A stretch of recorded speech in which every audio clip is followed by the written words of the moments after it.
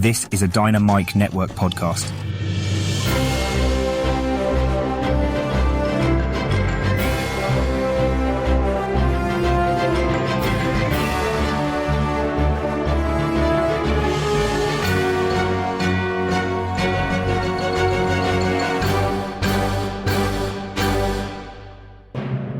Hi, welcome to the Dynamic Duel Podcast, a weekly show where we review superhero films and debate the superiority between Marvel and DC by comparing their characters in stat-based battle simulations. I'm Johnny DC.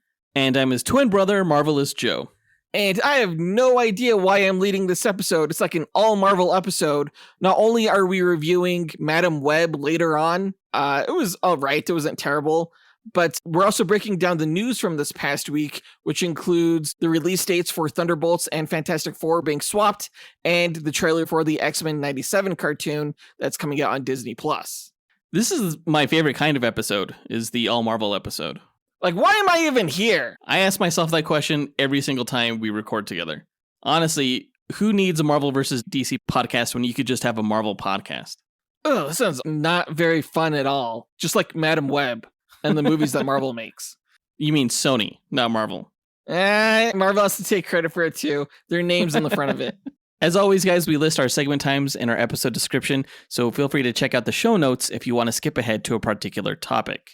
Our artificially intelligent duel simulator, AJ9K, has a quick message for our listeners, so listen up. Why, hello there. Do you love listening and chatting about Marvel and DC? Then become a part of the Dynamic Duel community on Patreon, where you can choose from 3 tiers. The Dynamic 2.0 tier lets you listen to this podcast without ads and gives you access to its Discord chat group, where you can chat with Johnny DC and Marvelous Joe. The Fantastic 4 tier gives you that and more, with 2 bonus episodes each month, including bloopers and top 10 shows where Johnny and Joe count down your favourite Marvel and DC subjects. The X-Force tier makes you an executive producer of Dynamic Duel, where every month you help the host choose what to review and who to fight against each other. And finally, the Dynamite Podcast Network tier allows aspiring podcasters to create their own battle-focused show using this Monte Carlo simulator. Johnny and Joe will help you develop your show, provide graphic support and consultation, and get you simulation results to announce on your show. Pitch the twins your show via email at dynamicduelpodcast@gmail.com or by reaching out to them on social media. Check it out at patreon.com/dynamicduel. Pip pip cheerio. Thanks, AJ9K, and thanks to everyone who supports the podcast. Be sure to tune into the shows in the Dynamite Podcast Network this week, including Max Destruction, which pits your favorite action heroes from film and television against each other. This week, hosts Ken and Scotty find out who'd win in a fight between Johnny from Surf Ninjas and Colt from Three Ninjas. Now that's a throwback. Totally, can't wait for that one. Also, make sure to tune into the Senjo World podcast, where host Zachary Hepburn speculates on fights between fan-favorite anime characters. This week, we'll find out who would win between Roronoa Zoro from One Piece and Ezra Scarlet from Fairy Tail. As always, I'm sure you nailed that pronunciation. Probably not. On the Console Combat podcast, hosts John and Dean find out who would win in fights between popular video game characters. In yesterday's episode, we found out who'd win between Halo's Master Chief and God of War's Kratos. Visit dynamicpodcasts.com or click on the link in our show notes to listen to all of the shows in the Dynamite Podcast Network. But with that out of the way, quick to the No Prize. A No Prize is an award Marvel used to give out to fans. Our version, the Dynamic Duel No Prize, is a digital award we post on Instagram for the person that we feel gave the best answer to our question of the week. Last week's question, we asked, what has been your favorite Deadpool joke out of all of Deadpool media? And that was coming off of the Deadpool and Wolverine trailer that we got during the Super Bowl. We got 4 answers, so we'll break down this week's honorable mentions before revealing the No Prize winner. Our first honorable mention goes to Clayton D'Amato, who said, Hey there, guys. My name is Clayton D'Amato, longtime listener. As someone who enjoys to have his balls fondled, I'd probably go where Deadpool talks about fondling Wolverine's balls. But ultimately, I think the best is when Deadpool is fighting the mercenaries in the car, and he sticks the lighter in the guy's throat and tells him not to swallow. Yes, this was one of many off-color jokes made in the first Deadpool movie, for which I saw way too many kids in theaters. I'm sure half the jokes went over their heads, but still, people gotta look at what the rating is before they take their kids to see a superhero movie. Okay, Dad. Yeah, I am one. The don't swallow joke, it's solid. It's quick, it's witty, it has the perfect mix of being both adult and crude, but also clever, which is one of the great things I think about the Deadpool movies and Ryan Reynolds' style of humor, is that it technically is juvenile, but it's not necessarily childish, if that makes sense. Great answer, Clayton. Our next honorable mention goes to Cornelius Robinson, who said, Hey guys, this is Cornelius Robinson, and my favorite joke from the Deadpool media is through the movies, when he mentioned that Negasonic Teenage Warhead and Colossus were in a big house living together all alone, and it was funny how it was almost the studio didn't have any more money for new X-Men members, which was a meta joke and was returned in the sequel, and it cracked me up. Yeah, there was a little bit of self-deprecating humor on behalf of the studio. Great joke with Deadpool referencing how only Negasonic Teenage Warhead and Colossus seem to be at the X-Men mansion all the time. I really did love the follow-up in Deadpool 2 when we saw the cast of X-Men Dark Phoenix in one of the classrooms, like basically hiding from Deadpool. So good. It did make me wonder where in the timeline the second Deadpool movie fit, but yeah, it was a great gag. It was a meta joke. It doesn't necessarily have to be scrutinized in the larger continuity. Sure, I get that. But great answer, Cornelius. Our final honorable mention goes to Travis Herndon, who said, Hey guys, Travis here. So my favorite joke would have to be from the Deadpool 2 teaser where he's changing into a superhero costume. Mostly just from the realism from it. Like, we all think we'd be these badass superheroes and stuff though, but let's be honest, we would take that long just to get into our superhero costume and possibly get the same outcome like in the teaser. So that's my favorite joke, just from the realism format as well as just the Superman theme too. Yeah, I'm not sure how many people remember the teaser trailer to Deadpool 2. It was played in front of the Logan movie. It was essentially Wade Wilson walking down and seeing an old man getting mugged in an alley, and he runs into a phone booth to change into his Deadpool costume, and it just takes entirely way too long. That's the joke. It takes him like 2 minutes just to change into his Deadpool costume, and in the meantime, before he can even get out of the phone booth, we hear the old man get shot. Great gag. A hilarious way to kick off the marketing for Deadpool 2. I'd almost completely forgot about this teaser until Travis brought it up again. And now I just remember Ryan Reynolds' ass. Thanks for that. The Stan Lee cameo in that teaser was pretty good too, where he's like, hey, nice suit. And he's like, zip it, Stan Lee. R.I.P. Great answer, Travis. But the winner of this week's No Prize is Sean Curtis, who said, Hey guys, Sean Curtis. I'd have to say my favorite Deadpool joke of all time, off the top of my head anyway, would be from Ultimate Spider-Man, when Spider-Man is trying to warn Deadpool of Taskmaster's booby traps, and Deadpool goes, haha, traps, because I'm expecting him to be laughing at boobies, but it's simple and catches me off guard.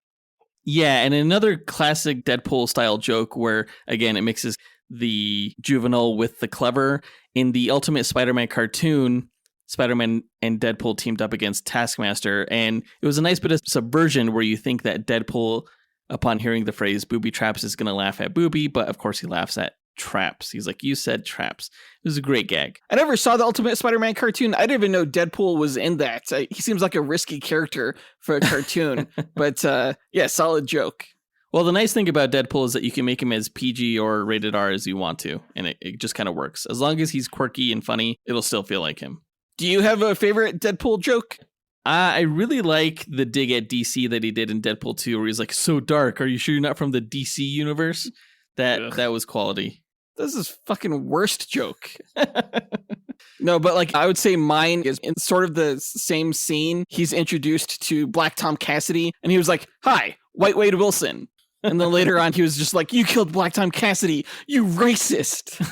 I was cracking up. Yeah. I also really liked the Juggernaut song, though.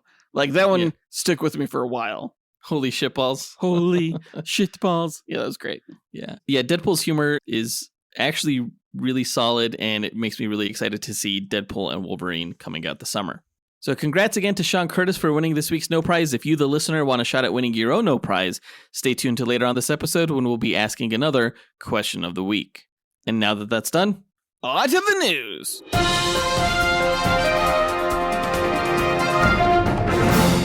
All right, this past Valentine's Day, we got official word from Marvel Studios, finally, that Pedro Pascal will be playing Mr. Fantastic, Vanessa Kirby will be Sue Storm, Joseph Quinn will be Johnny Storm, and Ebon Moss-Bachrach, I'm still not sure if I'm pronouncing that correctly, but he'll be Ben Grimm. Now, we talked about this news last week, before it was officially confirmed, but all but confirmed. It's nice to finally get that news from the studio itself. It's shaping up to be a great cast. Really can't wait to see them as Marvel's first family. And out of all the casts that the Fantastic Four franchise has had so far in live action, this one actually seems the most interesting to me. Yeah, it is interesting. I think it's a great cast. The logo is what I found most interesting. Like, it almost makes me wonder if the Fantastic Four is going to be a period piece. I've heard rumors that was going to be the case, and I think that this mid-century logo proves that. I think they're really going to set up the Fantastic Four as like Marvel's first superhero family chronologically within the Marvel Universe, and have them like maybe time travel into the present day by the end of the film. And why not? I mean, that could work. It worked with Captain Marvel, so. Right, yeah, exactly. But besides the cast and potentially the setting of the movie, we also got a release date change for the film. It was originally going to kick off the summer season in 2025, coming out May 2nd, but Fantastic Four has been pushed back to July 25th, which is the date when the Thunderbolts movie was going to come out, but that film has been moved up to May 2nd, so basically they just swapped dates. So now Thunderbolts is kicking off the summer movie season, which I think is good news. I think it shows that Marvel has faith in the Thunderbolts movie to have such a valuable release date. Have they started filming Thunderbolts? Not yet, no. Man, that seems like a quick turnaround. But I imagine it has fewer special effects than Fantastic Four would need. Maybe, who knows?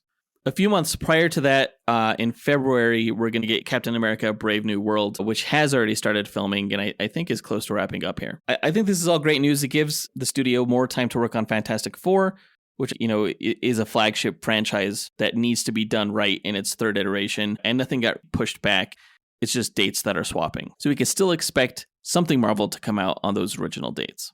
Yeah, next year. Again, I'm really just hoping for this year to fly by. I know it's going to be a crazy year with like the election and everything.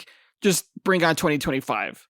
After the Joker, of course, because I really want to see that. But yeah, 2025 is going to be better than 2024. I'm pretty sure. Now, I don't want to skip over Deadpool and Wolverine. So we could get to that movie. And then once it comes out, then yeah, I'm ready for 2025 already. All right, we'll just skip to Deadpool and Wolverine, then skip to the Joker, and then skip to 2025. No, skip to Christmas, because you can't skip Christmas, man. That's true. That's fair. What are we talking about? I don't know. But let's go to move on to the next bit of news here, which is that the official trailer for the X-Men 97 cartoon has been released. It was released under a new banner called Marvel Animation, which is pretty exciting to see, because I think it signifies that Marvel is going to be producing a lot more animated projects. Yeah, maybe What If will fall under that banner now, that Spider-Man series, the prequel series that they're coming up with. I forget the name of it. Yeah, that was originally called Spider-Man Freshman Year, but they've since changed the title to Friendly Neighborhood Spider-Man. I'm surprised there's not a home in there somewhere, but that's probably Marvel Animation, I imagine, as well. Marvel Zombies is also going to be animated when that comes out. So lots of projects for Marvel Animation. Cannot wait. These type of stories do really well, I think, in animation, and Marvel hasn't really invested too much in that lately. Their previous animated films weren't very good, but these series hopefully will be. Just like the X-Men cartoon was back in the 90s. The trailer starts off showing us clips from the series finale back when that ended and picks up right where it left off. Like, it's cool that the camera like goes into the analog screen and basically takes us right back into that world.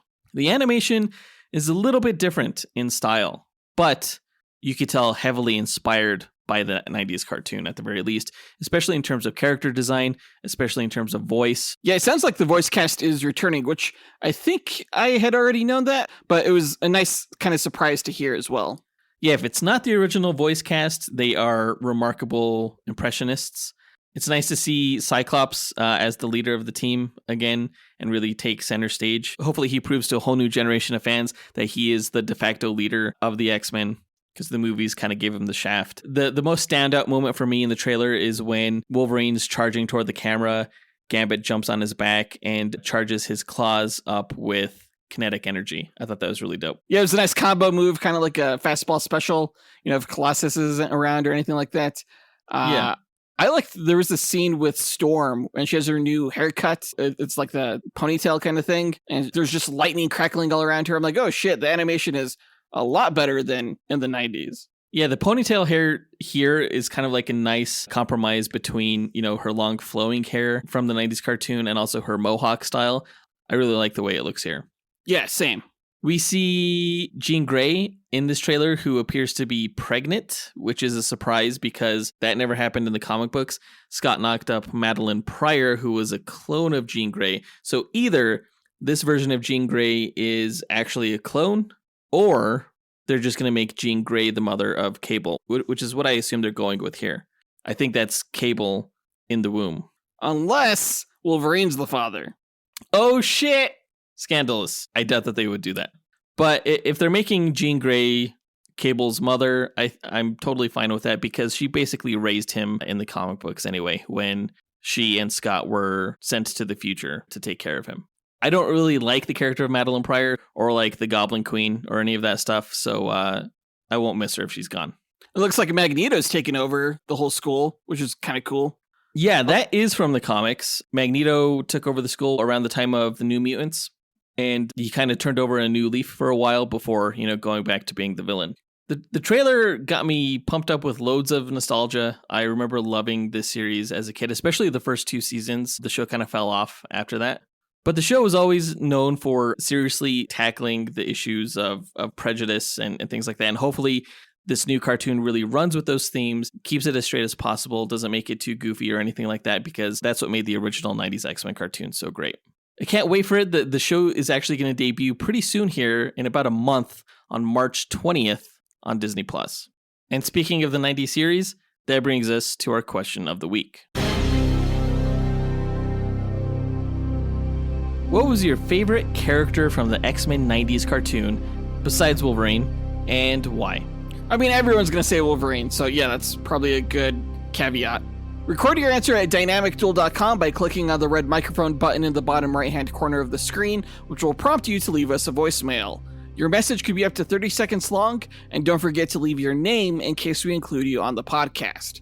We'll pick our favorite answer and award that person a Dynamic Duel No Prize that we'll post to Instagram. Be sure to answer before February 24th.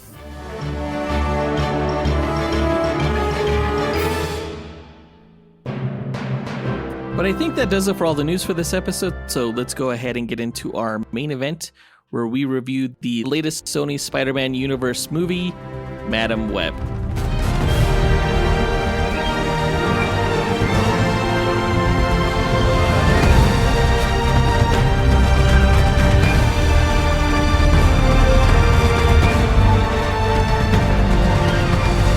Madam Web was directed by S.J. Clarkson and stars Dakota Johnson, Sydney Sweeney, Isabella Merced, Celeste O'Connor, and Tahar Rahim.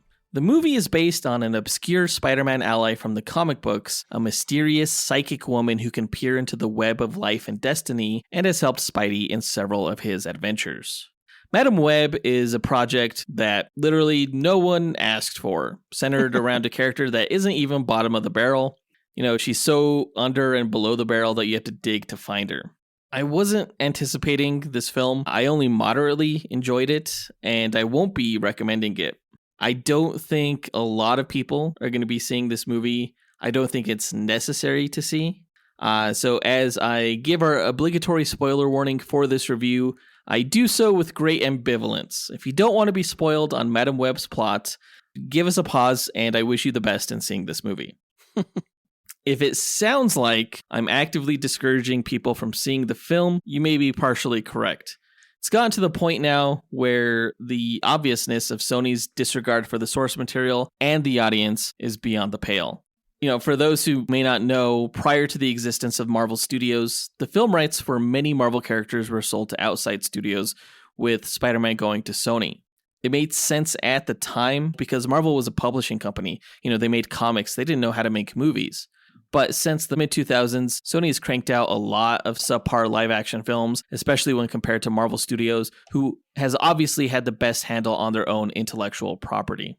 Spider-Man has fared much better at Marvel than he ever did at Sony, but technically the Spider-Man Home Trilogy films were a Marvel production of a Sony franchise, because to this day, Sony still has the rights to Spider-Man, and they will continue to have them as long as they keep making Spider-Man related films and don't lapse on their contract. The only reason average films like The Amazing Spider-Man, Venom, Morbius, and now Madam Web were made was to keep the character from reverting to Marvel. In Sony's eyes, it's better to make a mediocre movie now that no one wants to see in order to retain the potential of making money later. And as a Marvel fan and as a movie fan, that sucks. And if we have to show the studio that message with our wallets, then that's what we should probably do. And so therefore, I'm saying don't go through any great efforts to see this movie if you already weren't planning on doing so. Yeah, it's definitely not worth your time, I would say. Yeah, I mean, it's not terrible, but you're right. Yeah, it's not worth probably the money that you would spend. I would probably say if you're going to see it, wait until it's out of theaters on streaming.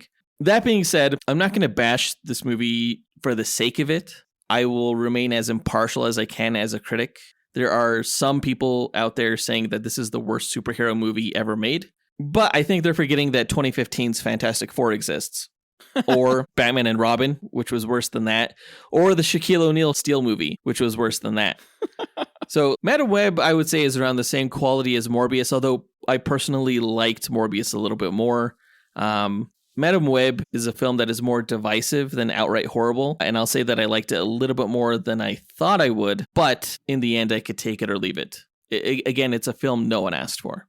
Yeah, I mean, I also liked it surprisingly a little bit more than I thought I would, because I was expecting the worst movie that's ever been made, honestly, with the way film critics were talking about it. But I honestly liked it more than Morbius. I'd say I liked it more than Elektra. There are worse Marvel movies than this, in my opinion. Yeah, go see Howard the Duck, right? Exactly, yeah. But yeah, I mean, it's really hard to watch non-MCU Marvel movies because it's obvious that they don't have a roadmap.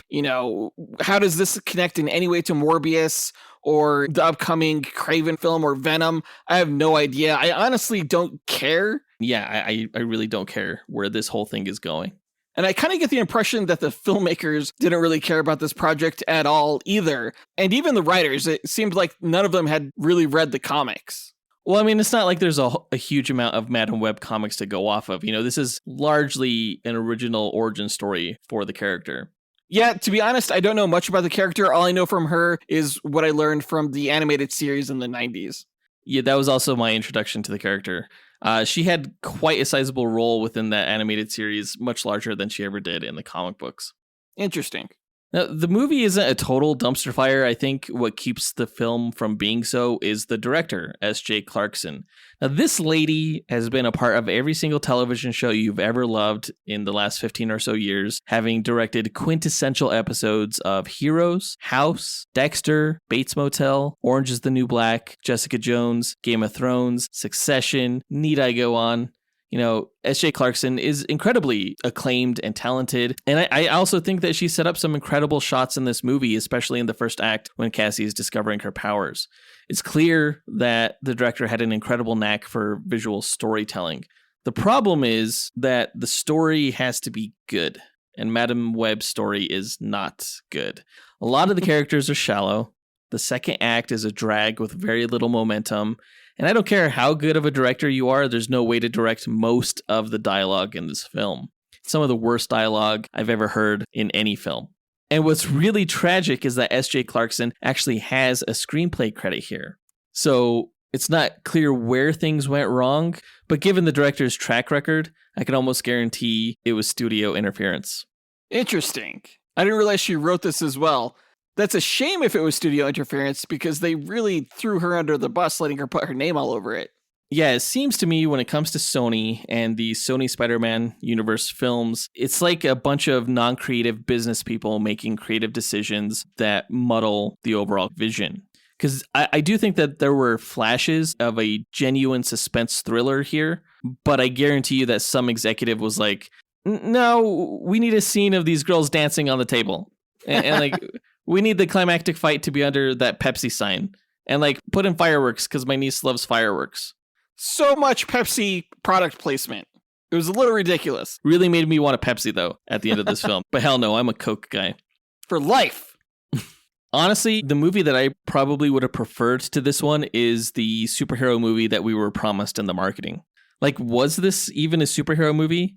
Maybe in the sense that there were people with powers and a struggle between good and evil, but the costumes were pretty much non-existent. It wasn't like this was a Spider-Woman team-up film where we got to see these ladies kick ass. Right? Yeah, I don't even know like how the girls got their spider powers. Like, what the hell?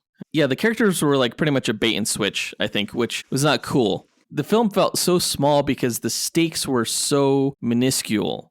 While the film implies that these teenage girls will grow up to become superheroes, it doesn't show anything to the effect of them, saving the world in the future, or even stopping a crime, or doing anything worthwhile besides striking some cool poses. I mean, technically, they all kind of saved Peter Parker's life, but it's not even clear in this universe whether or not Peter Parker will become Spider-Man. If he does, he's not a very original character considering there's a shit ton of other Spider people in this universe. And that's one of the worst things about this movie, right? The implications that it has on, the larger Sony Spider-Man universe where everybody gets spider powers. You get spider powers. You get spider powers. There's a whole race of indigenous spider people in Peru, apparently. And there is some of that in the comics. There's the whole spider society, which I think was one of the worst ideas ever. Like J. Michael Straczynski really started this all when he insinuated that Spider-Man was part of the spider totem and that all of his animal-themed bad guys were also representatives of their animal totems.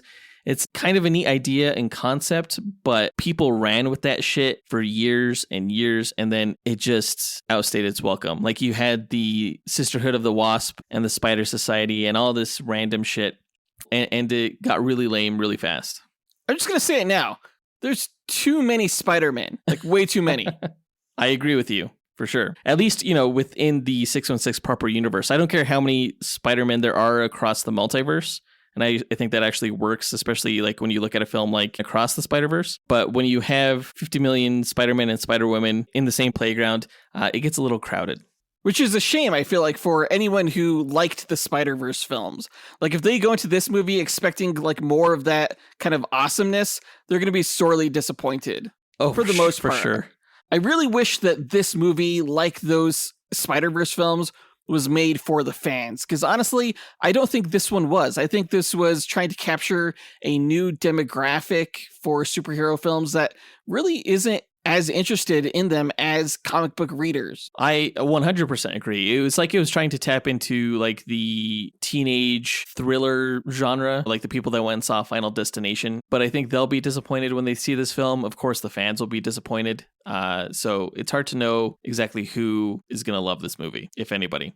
But speaking of the characters, let's go ahead and get into our character breakdown. Starting with Madam Web, aka Cassandra Webb, who was played by Dakota Johnson. I actually liked Dakota Johnson here more than I wanted to. I haven't seen her in too much stuff, only in Suspiria, but I was never too impressed with her acting ability. In this movie, though, I actually thought she did well enough with most of the material, not just in conveying her burgeoning psychic powers, but also her emotional scenes as well. Yeah, this was also the first time I saw her. I agree. I didn't think she did that terrible. She probably had the best performance in the film next to like Adam Scott. Yeah. She has this kind of deadpan style to her that I think was really able to tap into the script's humor. I think she sold the comedy actually really well, what little comedy there was in the script. And surprisingly, I believed in the idea of her as a superhero toward the end of the movie more than I believed in her as a cynical paramedic in the beginning of the film. I wouldn't mind seeing more of her as a superhero character if and when she turns up again down the line. I praise her performance, however, with the caveat that she completely dropped the ball in her final scene with the wheelchair and the strange eyeglasses. That was just a really bad delivery. Absolutely. I'm still really confused by that whole thing. Like, obviously she was blinded by some kind of debris, but when did she become paralyzed? How did she afford this like badass wheelchair? And why was she like all smiley at the end? Like the future must have been really good, I guess. I don't know. I remember reading a quote from James Marsden over 20 years ago when he was doing an interview for the first X-Men movie, saying that it was really hard to act through his Cyclops visor. And I think maybe Dakota Johnson just had the same struggles here. Yeah, it's got to be a challenge. And it's a shame that final scene was what the audience was left with, because I think the rest of her performance was pretty decent. Good even. Especially as she goes through her arc. You know, Cassie starts the film as a cynical paramedic, detached from others due to her life as a seemingly unloved foster child. I think she resented her mother for being more invested in her research in the Amazon and then dying instead of caring and being there for her. And what's actually great about this aspect of the movie is that I thought the same thing about her mom. Like, I remember thinking in the beginning, like, lady, you are pregnant. Do not fight over the spider with the gun-toting psycho. But in Cassie getting her powers and exploring their ties to her mother's past, she learns that her mom did care about her, that her whole reason for seeking out the spider was for the improved quality of life for her child. And I don't know if it's because I'm a parent now, but that revelation hit me like a punch in the gut. And Cassie carried that forward, protecting and then seemingly raising these neglected teens as a mother figure herself, coming full circle. Cassie's arc and that theme of motherhood is the best part of this movie, without a doubt. Yeah, that was a nice revelation. The fact that she learned that, you know, what her mom was doing was for her. It was a selfless act. You're right that she should have just given up the spider, though. Like, she shouldn't have put up that much of a fight. It's like, things will be okay.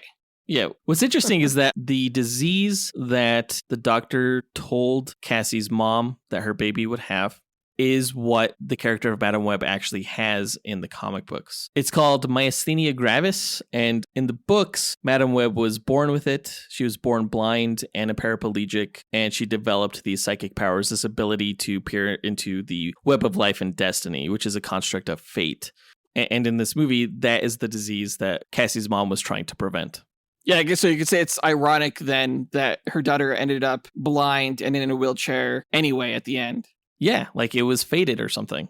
The Web of Life and Destiny is actually the source of Spider-Man's Spidey sense, and all the Spider characters who have Spidey sense are able to tap into that just a little bit. In the comics, Madam Web worked as a psychic medium who was once visited by Peter Parker, whom she knew off the bat was Spider-Man, surprising him, and she would go on to help him in several of his adventures.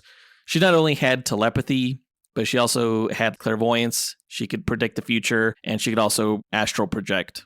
This movie had an interesting take on the astral projection, though, in that she could send out multiple copies of herself who could also interact physically with the environment. That was a little weird. Yeah, pretty unique, though. I thought that was actually kind of cool. Yeah, it's an interesting way to not limit her so much if the character is ever used again in future films. Let's go ahead and move on to Julia Cornwall, who is played by Sydney Sweeney. This is actually my first time seeing Sydney Sweeney in anything. I never watched Euphoria or White Lotus or anything. I only really know of Sydney Sweeney by her reputation as a smoke show, but I'll say that I walked away disappointed by her acting. Like, is she overrated, or was this just not the right project for her? It was almost like the insecurities of her character leaked into her performance, making her come across as more of an awkward actress than an awkward teenager. I've never seen her in anything either, but I don't think she did terrible. I think she played an insecure teenager fairly well. Stop thinking with your dick. She was not great in this movie. I don't think I am. Honestly, I think she did the best out of the three teenage actresses, or I disagree. Playing teenagers. I think Isabella Merced did the best, and that's good news for you, considering that she's going to be Hawkgirl in next year's Superman Legacy movie. But let's talk about Anya Corazon, played by Isabella Merced. None of the characters were written well. Again, the dialogue was so incredibly awful, but at least I think Anya had the most believable delivery. Sydney Sweeney had to play this shy teenager, which she totally didn't come across as. Celeste O'Connor, who played Maddie Franklin, tried to portray herself as this rebellious teen, which I also didn't think she sold. But Isabella Merced as Anya really just had to play smart. You know, she was the smart one. She had the easiest acting job, and therefore I think she pulled it off better. Yeah, I mean, she did fine. I don't know if I agree that she did better than the Sydney Sweeney, but yeah, she definitely did better than Celeste O'Connor. Yeah, Celeste O'Connor played Maddie Franklin. This is my first time seeing Celeste in anything, and if I never see her again in another film, I think I would be just fine. Her acting was so bad in this movie, she brought down the entire film.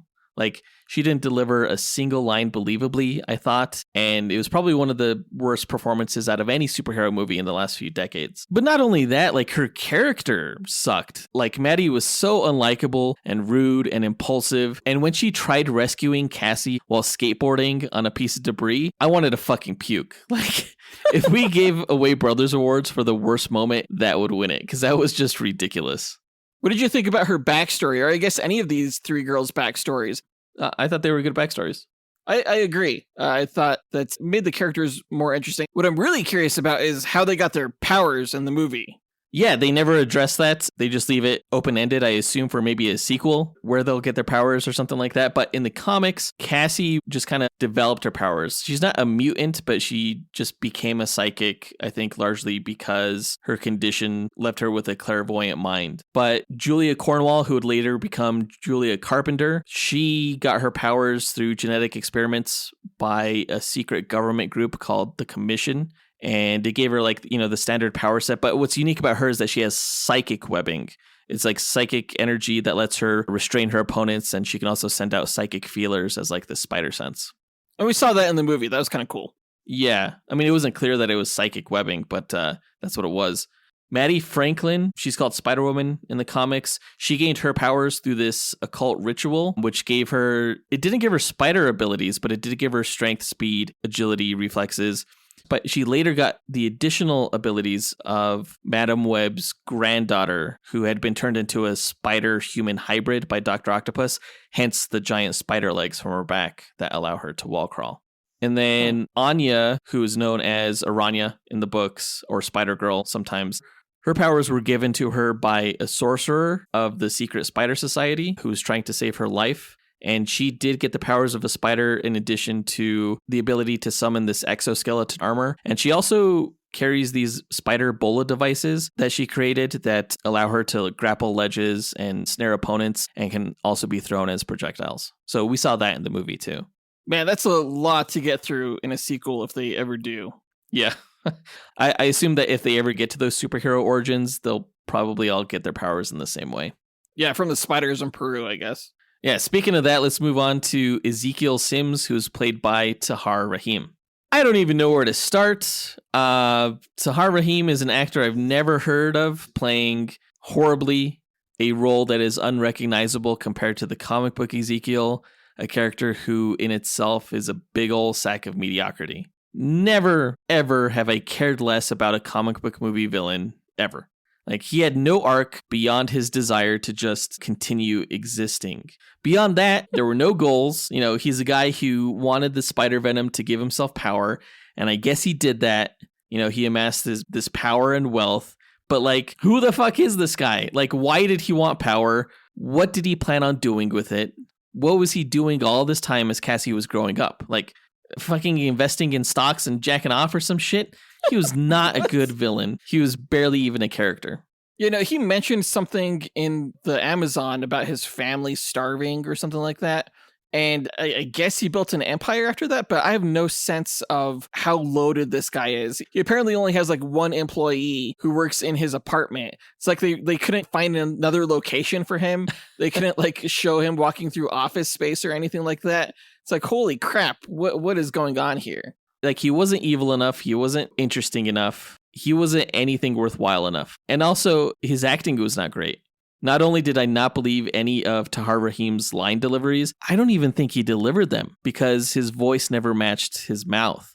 It was like most of his lines were ADR'd in post-production. Yes. I actually wondered if that was his actual voice in the movie or if they got another actor to do his lines, because I don't know, maybe he had a really heavy accent that was difficult to understand. I could definitely see in a lot of the shadowy scenes and just in the poor editing that he wasn't really actually saying the lines we were hearing. Yeah, that may be due to rewrites, might be due to an accent or something. He's a French actor, and maybe he couldn't pull off a convincing Latin American accent, which I think the character was supposed to be.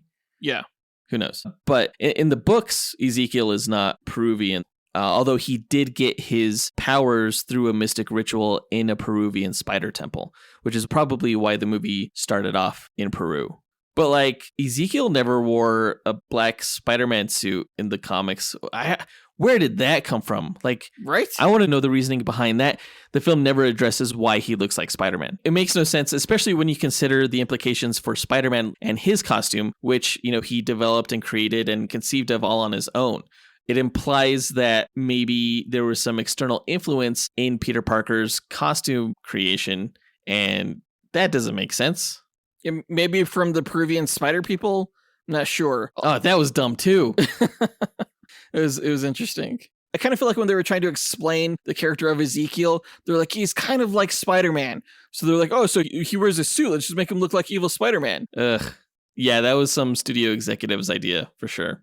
They're like, we got to make it marketable. We got to make it seem like Spider-Man's in this movie. 100%. The final characters I want to talk about are Benjamin Parker, played by Adam Scott, and Mary Parker, played by Emma Roberts.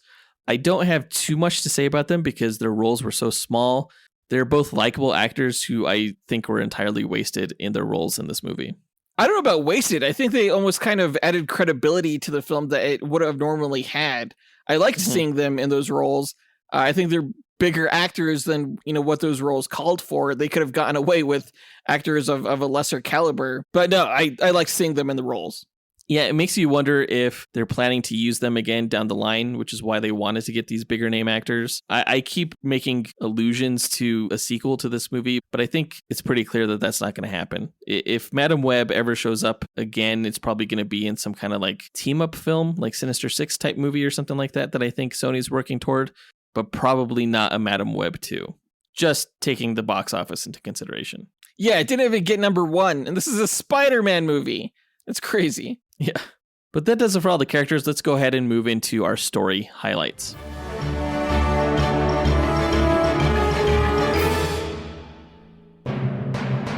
In 1973, medical researcher Constance Webb discovers a rare species of spider in the Peruvian jungle whose venom has healing and strengthening properties. Though she is pregnant, her security escort Ezekiel Sims shoots her and steals the spider. An indigenous tribe tries to save Constance's life using the spider venom, but she dies shortly after giving birth to her daughter, Cassandra. Now, writing out that scene kind of sounds pretty interesting and cool in theory, but seeing it done in practice, I thought was kind of ridiculous, especially when you see the indigenous tribe crawling through the trees looking like Spider-Man. It's like, what the fuck is going on here? The CG was pretty bad, seeing them leap through the trees. But I honestly didn't hate the designs of them. Like, if you're going to do an indigenous Amazon tribe Spider-Man, that's how you do it. I didn't like the black webbing that they covered their bodies in. It was like black twigs or something. Yeah, or netting, something like that. Some kind of. It was like trying too hard to make it look like Spider-Man's costume. Probably, that's fair. I thought it was just kind of an interesting design at the very least. Now, when they were talking about the legend of the Aranya people, I forgot what they called them, they mentioned a poison touch that Ezekiel Sims, of course, later on gets. What did you think of that? I think that's a cool idea. Ezekiel does not have that power in the comics, but I think it was a way to make him seem more villainous and more threatening. Back to the story, 30 years later, in 2003, Queens, New York, Cassie works as a paramedic alongside her partner, Ben Parker. After helping rescue a man from a car about to fall off a bridge, she falls into the water and has a near-death experience that awakens her psychic potential to see into the web of life and destiny. I thought that was a pretty cool scene when she first started seeing the web in the water. It was hella confusing, honestly. I did like how the shattered glass looked like a web. Actually, there's a ton of shattered glass in this movie that's very web-like. It's kind of like a recurring visual motif. Yeah, I thought that was pretty neat, especially when it also correlates to what feels like her mind fracturing as her powers start developing. Right. Yeah, exactly. I do have a question. Were Cassandra and Ben fucking? No. Okay. He stuck in the tip once. It didn't count. He put in a ball. All I know is that didn't really mean anything. Ben tells her that, like, he's met someone, but he never says may. I was just wondering, because they had like a weird chemistry between each other. No, I think she was too detached for any sort of relationship. Oh. Cassie begins suffering from visions that turn out to come true, such as the death of her co-worker O'Neill. Meanwhile, it's revealed that since his time in Peru, Ezekiel used the spider venom to grant himself enhanced physicality, wall-crawling ability, a poisonous touch, and precognitive dreams. Ezekiel seduces and kills an NSA agent to get access to a person tracking system to find 3 girls that his visions have convinced him will kill him in the future. I do think you can't really say precognitive dreams, considering the fact that his dreams were lying to him. Yeah, it's hard to say because, according to this movie, the future can be changed. So I'm wondering if that's what would have happened to him if Madam Web never came to be or something. Who knows? I have no idea what happened there. Yeah, kind of dumb. Meanwhile, Cassie has a vision on the subway of Ezekiel murdering the 3 girls, Julia Cornwall, Maddie Franklin, and Anya Corazon. She convinces the girls to get off the train and they flee. Ezekiel pursues them, but his attention is diverted long enough by local police trying to stop him for Cassie and the girls to escape in a taxi. Cassie drives them to a nearby forest where they discuss the man who moves like a spider. Cassie tells him to wait there as she leaves to revisit her mother's spider research back home. I thought it was a little convenient how easily they were able to ditch Ezekiel. Really, he was too distracted by taking out police officers? Why not just wait for them to be away from the police, considering no one was looking up at the ceiling, apparently, to see him? Well, the police were shooting at him. He had to take him out. They would have kept shooting at him as he was trying to get at the girls. But they were only shooting at him because he started attacking them, right? Well, and also because he's a fucking dude crawling on the ceiling. I think, anybody would shoot at that. That's where I would. Back in the forest, the girls get restless and walk to a nearby diner. Cassie learns from her mother's journal about the rare Peruvian spider, the mysterious indigenous tribe, and Ezekiel's identity as her mother's former security escort. At the diner, the girls draw attention to themselves, prompting a local to report the location of their missing whereabouts, leading to Ezekiel finding them. Cassie gets visions of Ezekiel killing them in the diner, prompting her to crash her car into the restaurant to ram him. Teenage girls, man, you can't leave them alone for a second before they're dancing on tabletops to impress some boys. I don't know what kind of kid you're raising, but she needs to shape up. I just think it was like bad writing, like really bad. It was. Cassie hides the girls at a hotel where she learns more about Ezekiel's motives and abilities after communicating with him through a dream. She teaches the girls how to perform CPR, then leaves them to hide out at Ben's while she travels to Peru. There, Cassie discovers a member of the indigenous tribe who tells her how her mother died and guides her through the web of life and destiny, revealing that her pregnant mom sought out the spider in Peru to cure her daughter's myasthenia gravis. I do wonder why the guy wasn't dressed up like Rainforest Spider-Man anymore. He was like wearing regular clothes. Right. Like, does the tribe sometimes paint themselves red and cover themselves in black twigs and then sometimes wear regular clothes? Or had something happen to that guy in the last 30 years where he was like, you know what? I'm going to move out of the rainforest. Yeah, I wondered the same thing. I think that was a mistake. I think they should have kept with the tribal look. Yeah, I agree because, they felt very mysterious and mystical almost. Back in Queens, Ben's sister-in-law Mary goes into labor. On the way to the hospital, Ben's car is caught on camera with the girls and Ezekiel pursues them.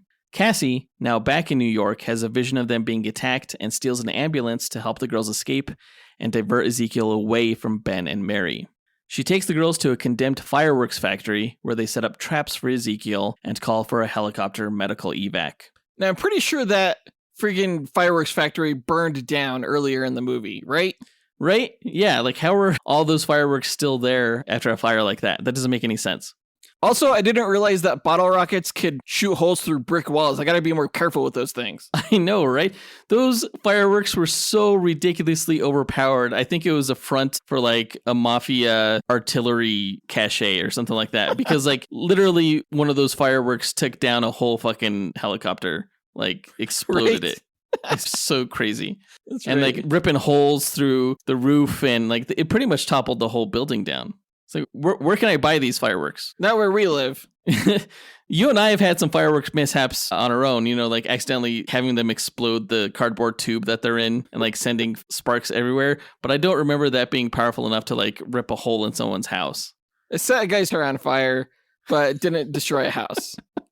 When Ezekiel arrives, the fireworks distract him as the girls make their way to the roof for the evac. Ezekiel follows, and the helicopter gets destroyed, putting each of the girls in danger. Cassie's powers then fully manifest, allowing her to project astral projections to help each of the girls.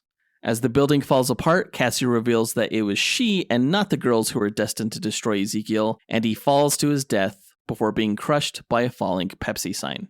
There's so many times in this movie where I'm like, does Ezekiel not have spider sense? Like, how the hell is he getting hit by all these different things, like ambulances and fireworks and signs? I think that maybe his spidey sense kind of manifests as those dreams, visions that he gets. Sucks to be him then. Yeah. Cassie also falls off the building into the river below, where she's blinded by a firework. She's saved from drowning by Julia, and Maddie and Anya perform CPR.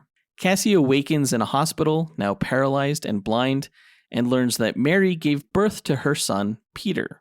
Back at her apartment in a wheelchair, Cassie decides to mentor the girls in their future roles as spider heroes and has a vision of them in costume. No, they never name the baby Peter. No, and fans will obviously get the reference. I don't know if general audiences will know that that's actually Spider-Man and Uncle Ben and Spider-Man's mom. Yeah, no one in my family did. I saw it with my wife and daughters, and I had to explain to them who those characters were and why they were important. Seems like they dropped the ball on that front. Yeah, considering that at the baby shower, they played a game where they tried to guess the baby's first name, they could have at least followed through with that by having a scene where Cassie visits Mary and's like, so what did that name end up being? And she's like, Peter. And then the audience is like, oh my God, that would have been better, right? Right. And the baby would have been played by Tobey Maguire. Right, exactly. Audiences would have flipped out. Yeah, superimposed Tobey Maguire's face on little baby's head. The costumes we saw at the end were not great. I feel like that was the best look we got at them. And I did not love Madame Web's. It looked really cheap. I don't know if it was just like the lipstick or the glasses or I don't know. Just, I didn't like it. I didn't like any of them as much as I thought I would. I liked the costumes. I did not like the headgear on any of them, especially Madame Web's, which looked like a plastic sleeping eye mask. Yes. The costume looked fine, though. I didn't like Julia Cornwall's mask. That was weird. Oh, the chin strap? Yeah. Yeah. Very strange. But that was the end of the movie. There was no end credit scene or mid credit scene. I think I was half expecting Jared Leto to show up and say it's Morbin time or something like that. But I'm kind of glad that there wasn't.